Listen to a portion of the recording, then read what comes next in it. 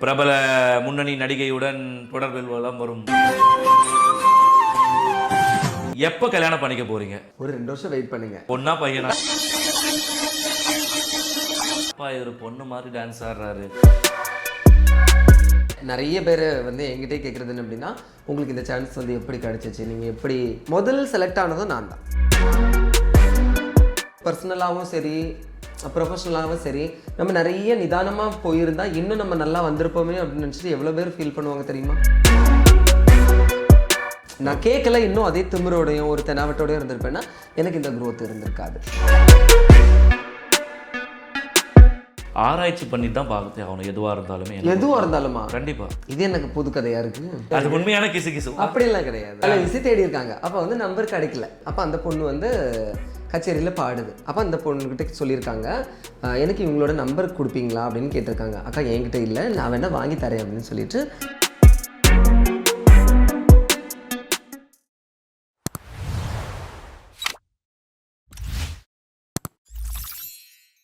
Hi hello white house நேயர்களுக்கு வணக்கம். நான் உங்கள் விஜய் பிரவீன். இன்றைக்கி நம்ம கூட யார் இருக்காங்கன்னு சொல்கிறதுக்கு முன்னாடி ஒரு நீண்ட நாட்களுக்கு பிறகு ஒரு அருமையான ஒரு சந்திப்பு. ஆமாங்க, சினிமானா சூப்பர் ஸ்டார், யூடியூப்னா நம்ம பிளாக்கி ஸ்டார். ஆமாங்க, ரொம்ப நாள் கழித்து அவரை பார்த்துருக்கோம். பல சுவாரஸ்யமான விஷயங்கள் அவர்கிட்டே கேட்டு தெரிஞ்சு போவாங்க. வணக்கம், எப்படி இருக்கீங்க பிளாக்கி ஸ்டார்? நல்லா இருக்கேன், நீங்கள் நல்லா இருக்கீங்களா? ரொம்ப நல்லா இருக்கேன். அதான் ஊரே சிரிப்பாக சிரிச்சிச்சு நம்ம வீடியோவை பார்த்து. எப்படி பார்த்தீங்க? எப்படி இருந்தது அந்த வீடியோவோட ரீச்? ரொம்ப நல்லா இருந்துச்சு. பல மாதங்கள் பல வருடங்கள் இன்னும் ரீச் அது ட்ரெண்டிங்லேயே தான் இருக்கு. இப்போ நேற்று கூட யாரும் எனக்கு அதை ஷேர் பண்ணி விட்டாங்க, நான் கூட ஸ்டோரி வச்சுருந்தேன். அப்போ கண்டிப்பாக இன்னும் கொஞ்சம் ரீச் அந்த வீடியோக்கு தேவை தான். இன்னும் எங்கள் சேனல் அந்த வீடியோ இருக்குது. கண்டிப்பாக பார்க்காதவங்க போய் பார்த்து என்டர்டைன்மெண்ட்டை பார்த்துட்டு வாங்க. ரொம்ப ஒரு என்டர்டைன்மெண்ட்டான வீடியோ உண்மையாகவே அந்த வீடியோ. பட் ஆரம்ப காலத்தில் பார்த்த பிளாக்கி ஸ்டார் இப்போ இல்லாத மாதிரி தான் எங்களுக்கு தெரியுது. ஏன்னா வண்ண கலரில் ட்ரெஸ்ஸு, கலராக 2 கையில் வாட்ச்சு, கலர் ஷூஸோடு வந்த பிளாக்கி ஸ்டார் இன்றைக்கி பார்க்கறதுக்கே ஒரு ஃபார்மல்ஸில் வேறு மாதிரி ஒரு லுக்கில் இருக்கீங்க. எப்படி இந்த டிரான்ஸ்ஃபர்மேஷன்? ஐயோ, அது டிரான்ஸ்ஃபர்மேஷன்லாம் சொல்ல முடியாது.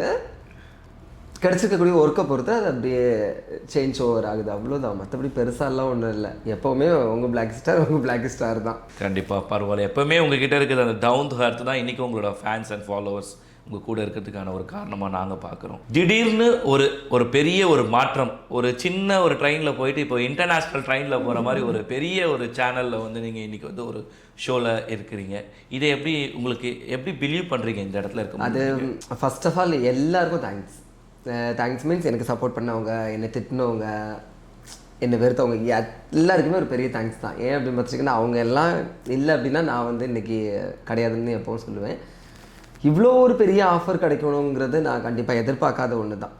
அது எப்படி அமைஞ்சுது, அது இப்போ நினச்சி பார்க்கும்போது அதெல்லாம் ஒரு கனவாகவே இருக்குது. நிறைய பேர் என்கிட்டே கேட்குறது என்ன அப்படின்னா, உங்களுக்கு இந்த சான்ஸ் எப்படி கிடைச்சிச்சு, நீங்கள் எப்படி மூவ் ஆனீங்க அப்படிலாம் கேட்டிருந்தாங்க. கண்டிப்பாக எல்லாருமே தெரிஞ்சுக்கணும்னு எதிர்பார்க்க. ஏன்னா ஒரு கம்மாங்கரையிலையும் கோவில் வாசல்லையும் ஒரு திருமண மண்டப மேடையிலையும் ஆடி இருந்த பிளாக்கி ஸ்டார் சுரேஷ் இன்னைக்கு ஒரு பிரம்மாண்டமான ஒரு மேடை, கண்டிப்பாக உலக அளவில் எங்கிருந்தும் பார்க்கக்கூடிய ஒரு பிரம்மாண்ட மேடையில் இன்னைக்கு இருக்கீங்க.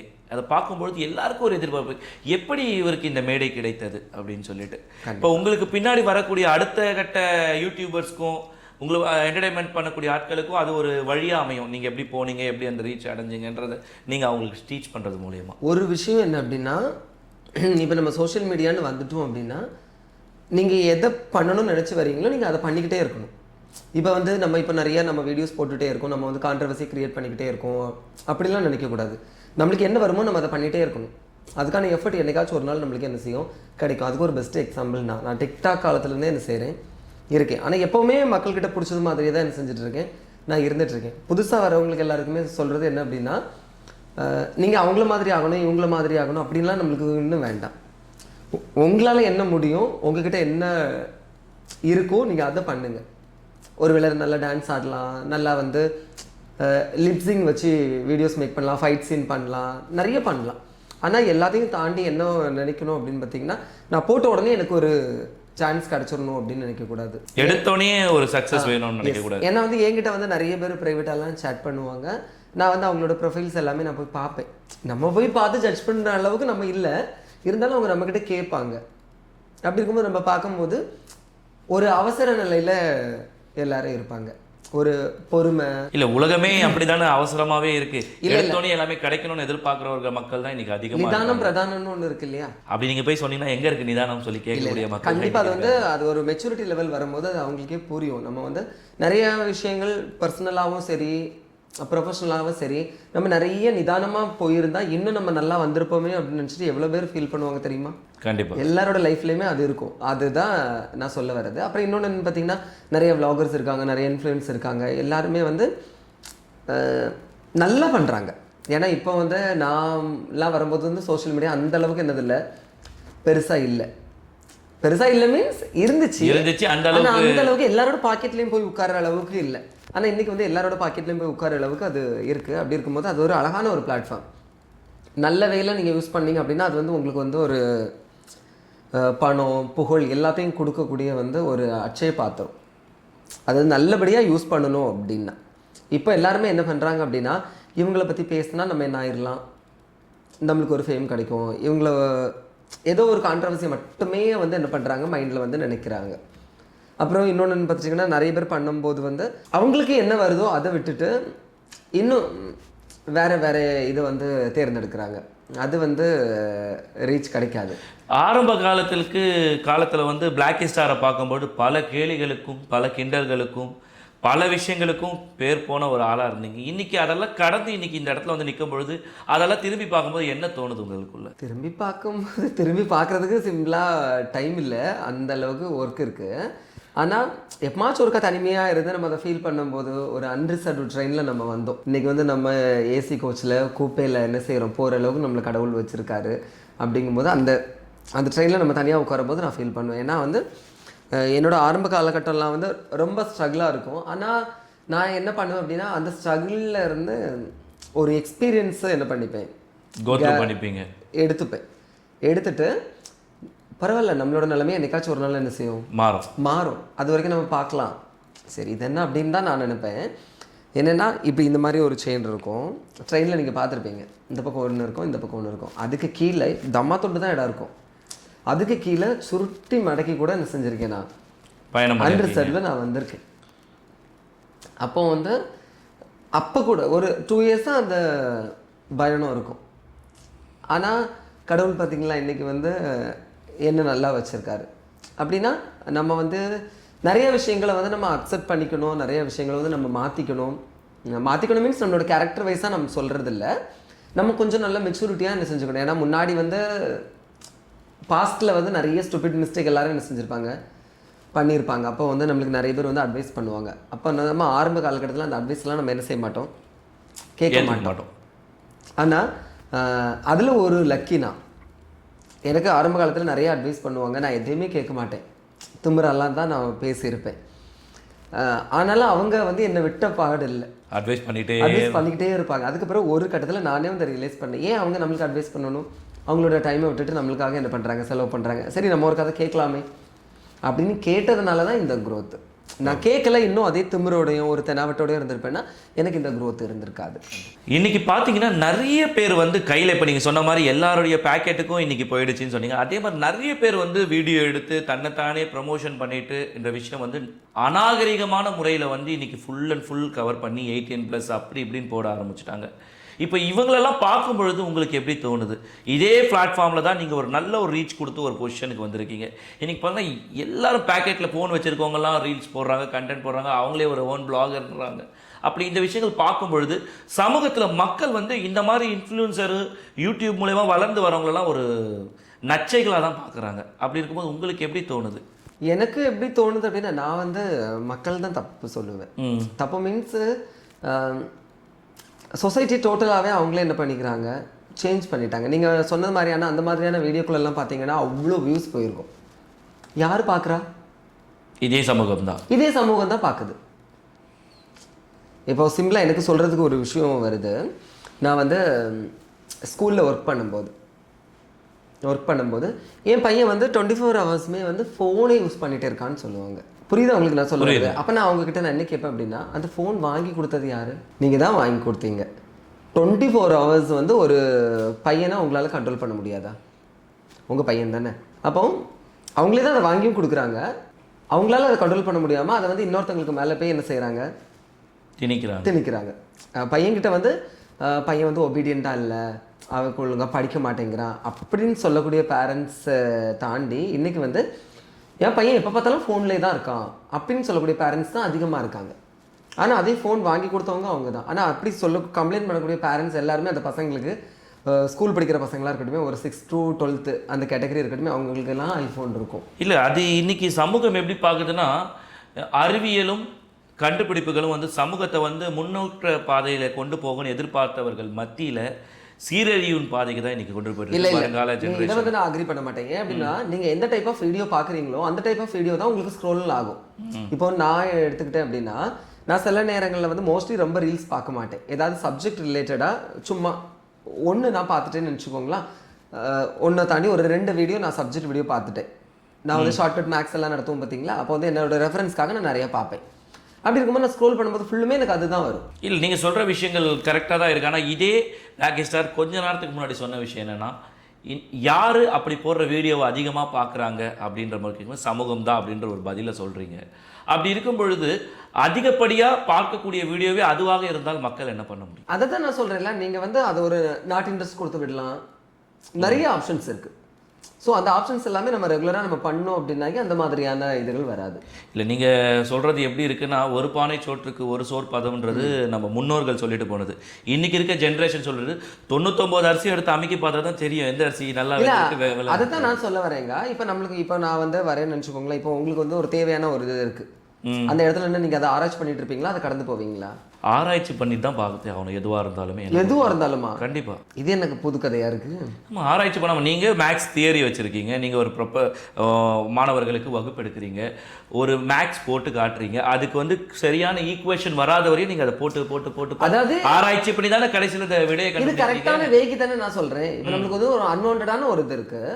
நம்ம முன்னோர்களே சொல்லிட்டு போயிருக்காங்களே பிளாக்கி ஸ்டார், களவும் கற்றுமரன்னு சொல்லி அப்போய் சொல்லிட்டு போயிருக்காங்க. நீங்கள் சொல்லிட்டீங்க, கரெக்டு தாங்க. இந்த சொசைட்டி வந்து இப்போ என்ன ஆயிடுச்சுன்னா, அப்படியே வந்து நீங்கள் ஃபஸ்ட்டு என்கிட்ட சொன்னீங்கல்ல, பிளாக்கி ஸ்டார் வந்து அப்படியே ஒரு டிரான்ஸ்ஃபர்மேஷன் கொடுத்துட்டாரு அப்படின்னு சொல்லிட்டு, அதே மாதிரி இந்த சொசைட்டி வந்து என்ன ஆயிடுச்சுன்னா, ஒரு அப்கிரேடு, ஒரு டிரான்ஸ்ஃபர்மேஷன் என்ன செஞ்சிருச்சு ஆயிடுச்சு.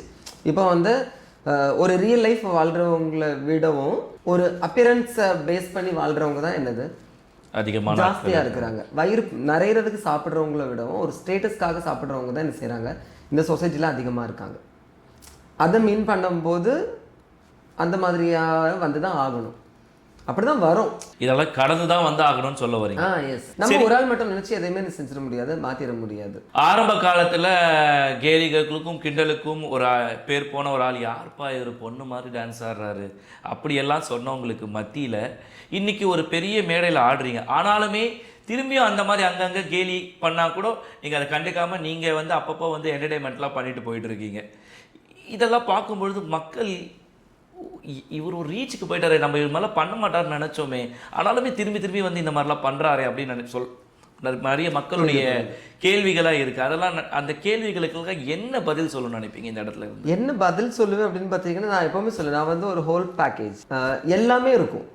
என்டர்டெயின்மெண்ட்டாக இருக்கட்டும், எஜுகேஷனாக இருக்கட்டும், விளாகாக இருக்கட்டும், அம்மா சென்டிமெண்ட்டாக இருக்கட்டும், எவ்ரிதிங் சேர்ந்த ஒரு பக்கா பேக்கேஜ். மக்கள் என்கிட்ட என்ன எதிர்பார்க்குறாங்கன்னா, நான் அவங்கள என்டர்டெயின்மெண்ட் பண்ணணும். எனக்கும் அதுதான் ஆசை.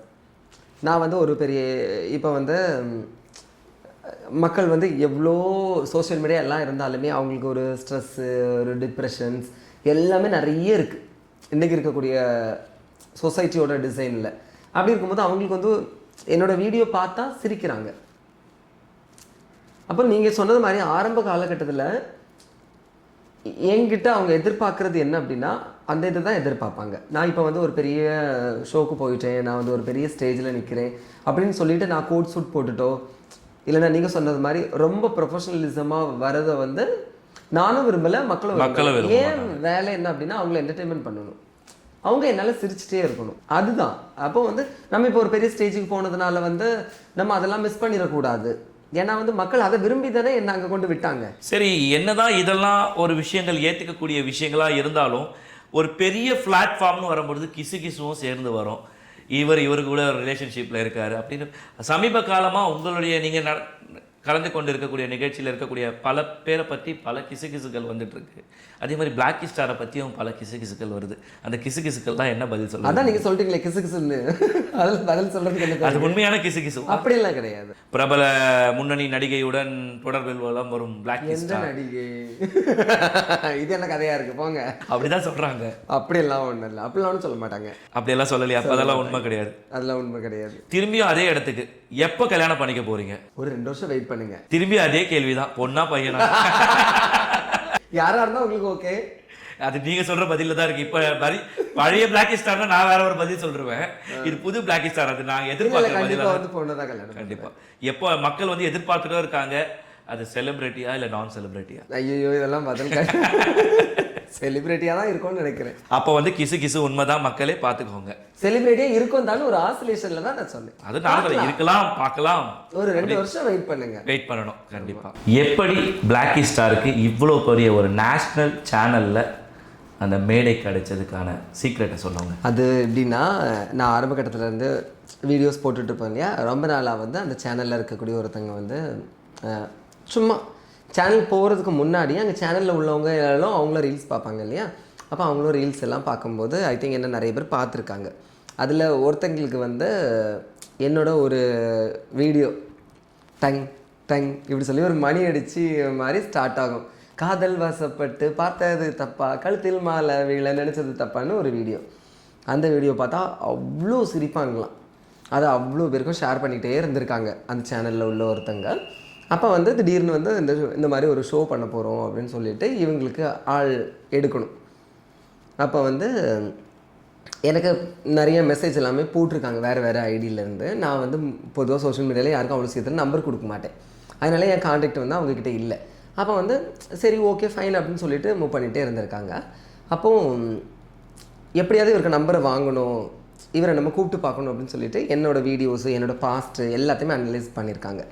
பண்ணிவிட்டு ஓகே இந்த ஷோக்கு இவங்க செட் ஆவாங்க அப்படின்னு சொல்லிட்டு சரி கூப்பிட்டு பேசி பார்க்கலாம். ஏன்னா வந்து சோஷியல் மீடியாவில் ஒரு ஃபேஸ் இருக்கும், ரியலில் இன்னொரு ஃபேஸ் இருக்கும் அப்படின்னு சொல்லிட்டு ரொம்ப நாளாக ட்ரை பண்ணியிருக்காங்க.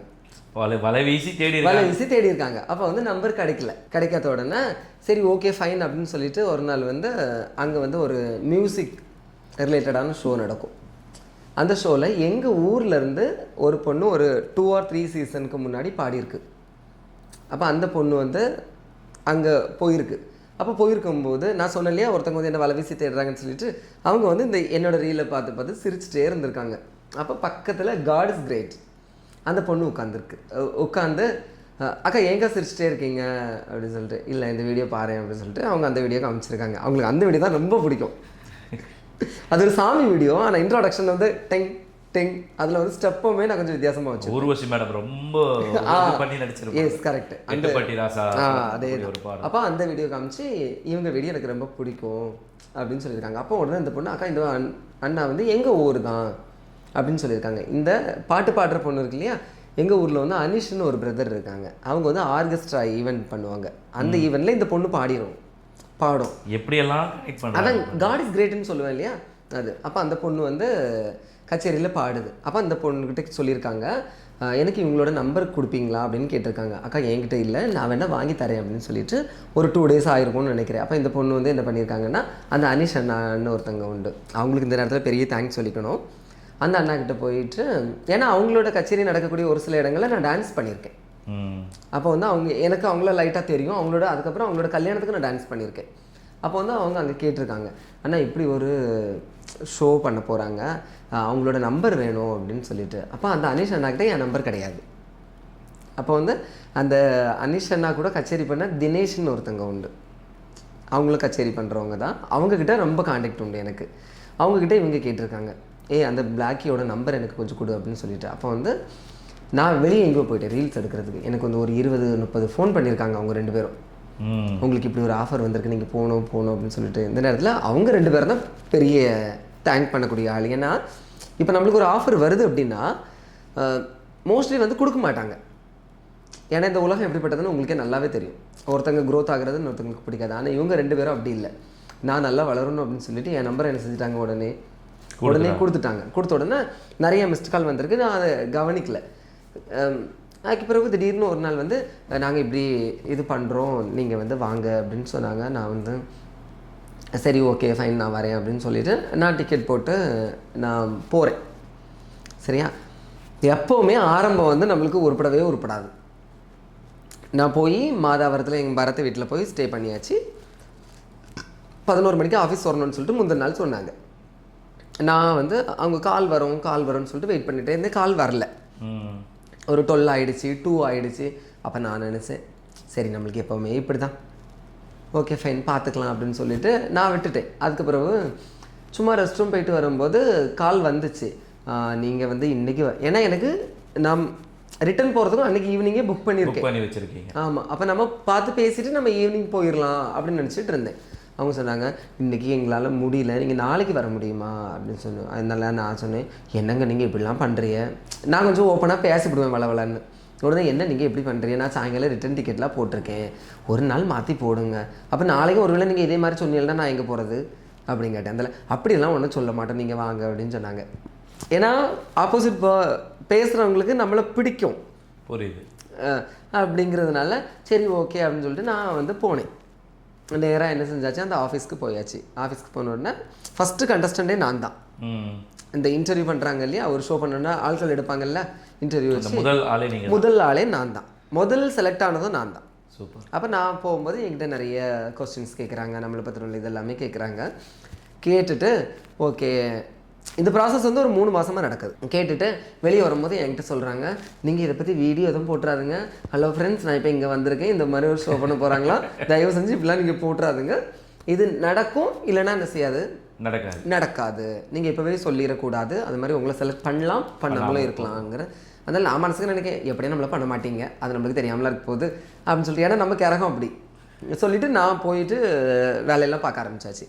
வேலையெல்லாம் பார்க்க ஆரம்பிச்ச உடனே ஒரு எப்போவுமே இன்டர்வியூ போகும்போது ஒன்று சொல்லி விடுவாங்க தெரியுமா, போங்க நாங்கள் கால் பண்ணுறோம் அப்படின்னாலே என்ன கிடையாது, நம்மளை கூப்பிட மாட்டாங்க அது. அப்போ அந்த மைண்ட் செட் எனக்கு இருந்துச்சு, சரி நம்மளுக்கு இதெல்லாம் கிடைக்க போகிறது இல்லை, ஏன்னா நம்ம அந்தளவுக்கு ஒரு பெரிய க்ரூமிங்காகவும் இல்லை, நம்ம வந்து பெரிய இதாகவும் இல்லை, சரி ஓகே நடக்குதுன்னு சொல்லிட்டு நான் என் போக்கில் என் வீடியோஸ் பண்ண ஆரம்பிச்சாச்சு. ஆரம்பிச்சுட்டு ஒரு 15 நாள் கழிச்சு மறுபடியும் அவங்கக்கிட்டேருந்து கால் வந்திருக்கு. நான் வந்து பார்க்கல, அந்த நம்பரை நான் சேவ் பண்ணவும் இல்லை. அவன் வந்து இவங்க தானே அவங்க அப்படின்னு சொல்லிட்டு ஒரு ஆசிலேஷனில் அவங்களுக்கு கால் பண்ணியிருந்தீங்க, நான் வெளியே இருந்தேன், அதை எடுக்கல, நீங்கள் மறுபடியும் ஒருக்கா கிளம்பி வர முடியுமான்னு. எங்க சும்மா கூப்பிட்டுட்டே இருக்கிறீங்க இப்படின்னே அவங்ககிட்ட கேட்குறேன். இல்லை நீங்கள் வாங்க அப்படின்னாங்க. மறுபடியும் போனேன். மறுபடியும் இருந்து கேமராவுக்கு முன்னாடி நின்று எல்லாமே பேச சொன்னாங்க, நம்மளோட இது எல்லாமே பேச சொன்னாங்க. அப்போவும் அங்கே நிறைய ஆடிஷனுக்கு நிறைய அழகழகானவங்க, நல்ல க்ரூமிங்காக ரொம்ப ஃபிட்டாக இருக்கிறவங்க நிறைய பேர் வந்திருக்காங்க. அப்போ நான் மனசுன்னு நினைக்கிறேன் இவையெல்லாம் எங்கே நம்ம எங்கே அப்படின்னு நினச்சிட்டு சரி ஓகே. ஆனால் எனக்கு ஒரு தைரியம் உண்டு, என்னென்னா அந்த இடத்துல யார் இருந்தானே இருக்கலன்னா என்ன, என்னோட ஒர்க் என்ன, என்னோட ஸ்பேஸ் என்ன, அதை நான் யூட்டிலைஸ் பண்ணிப்பேன். நீங்கள் பார்த்துருப்பீங்க நிறைய கல்யாண வீடுகள் எல்லாம் பார்த்துருப்பீங்க. யார் எப்படி இருந்தால் நம்மளுக்கு என்ன, நம்மளோட ஒர்க் என்ன, நம்ம அதை பார்க்கணும். பின்னாடி பாட்டு ரிசப்ஷன் நடக்கும், யாருக்கு நம்ம வேலையை நம்ம பார்க்கணும் இல்லையா. அப்படி சொல்லிட்டு ஓகே சொல்லிட்டு நான் பேச ஆரம்பிச்ச உடனே சரி நீங்கள் போயிட்டு வாங்க அப்படின்னாங்க.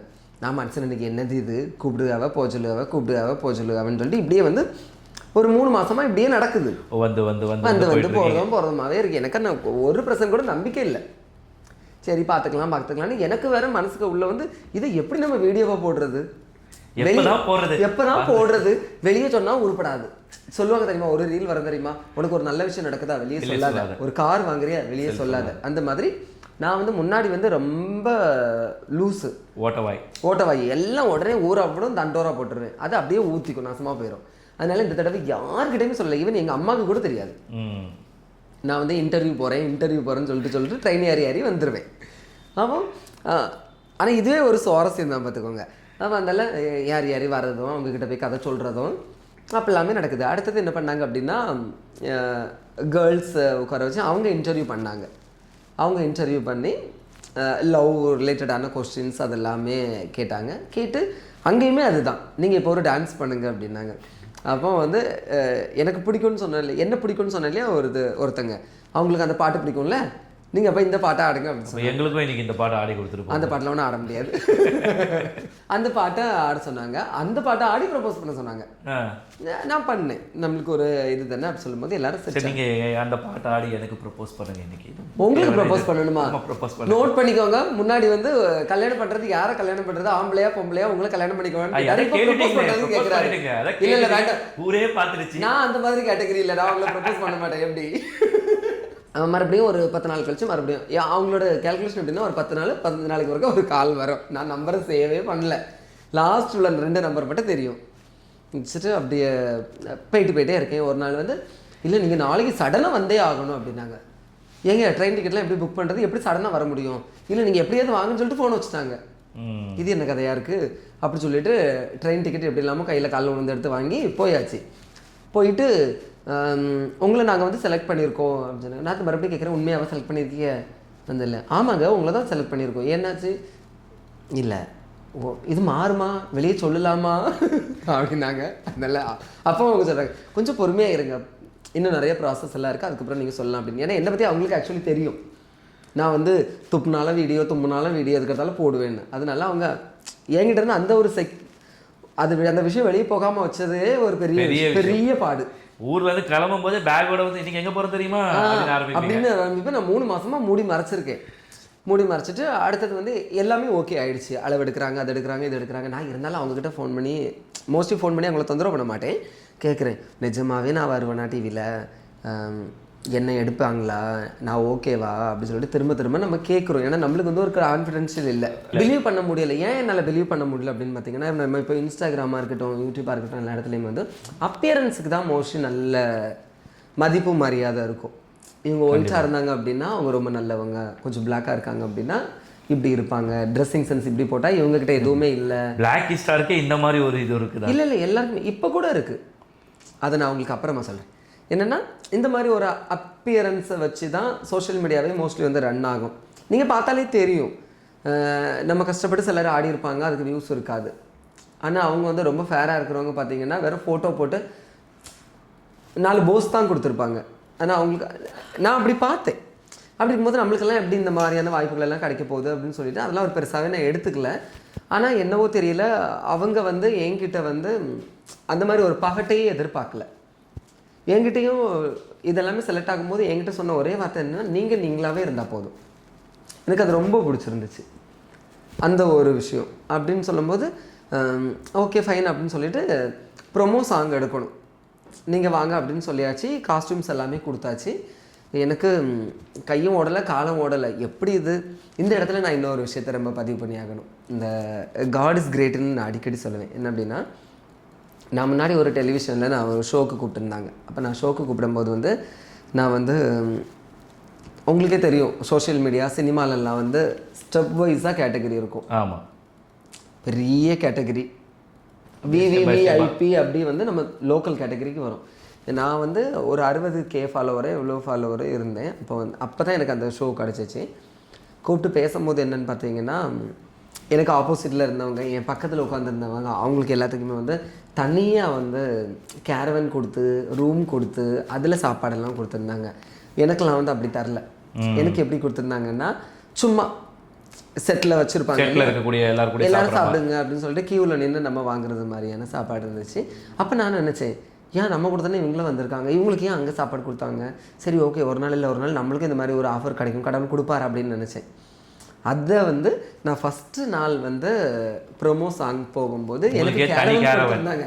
ஸோ அது வந்து அப்போ வந்து நான் அப்படியே கனெக்ட் பண்ணேன். அப்போ நான் நீங்கள் கேட்டிங்க பார்த்தீங்களா அவசரம், நான் அவசரப்பட்டிருந்தேன்னா எனக்கு அது என்ன செஞ்சுருக்காது, இந்த வாய்ப்பை கடவுள் கொடுத்துருக்க மாட்டார்.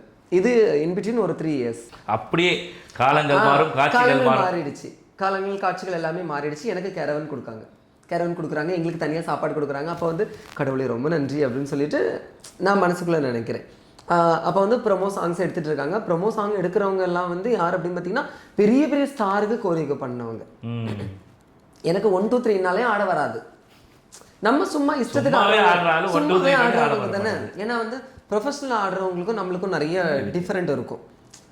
அவங்கக்கிட்ட வந்து ப்ராப்பரான பெர்ஃபெக்ஷன் இருக்கும், நம்மக்கிட்ட பெர்ஃபெக்ஷனே இருக்காது. கண்டிப்பாக நம்ம லிரிக்ஸ் பேஸில் ஆடுறவங்க.